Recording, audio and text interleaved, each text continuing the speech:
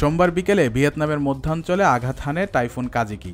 ঝড়ের আঘাতে অন্তত ৩ জন নিহত হয়েছেন, আহত হয়েছেন আরও ১৩ জন। ক্ষতিগ্রস্ত হয়েছে হাজার হাজার ঘরবাড়ি। রাষ্ট্রীয় টেলিভিশন ভিটিভি জানিয়েছে, নিহতদের মধ্যে ৯০ বছর বয়সী এক বৃদ্ধ রয়েছেন, যার বাড়ি প্রবল বৃষ্টিতে ধসে পড়ে। এছাড়া বিদ্যুতায়িত হয়ে মারা যান আরও একজন।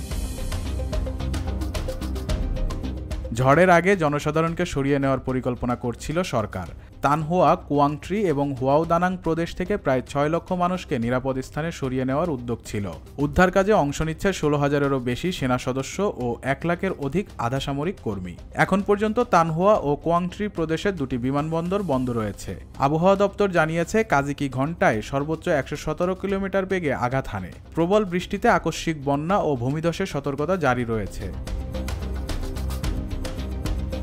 ভিয়েতনামের পাশাপাশি থাইল্যান্ডেও জারি করা হয়েছে ভারী বৃষ্টির সতর্কতা।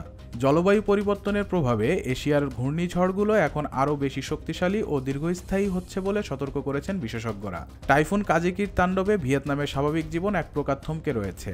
বিশেষজ্ঞরা বলছেন, জলবায়ু পরিবর্তনের কারণে ভবিষ্যতে এমন ঝড় আরও ঘন ঘন হতে পারে।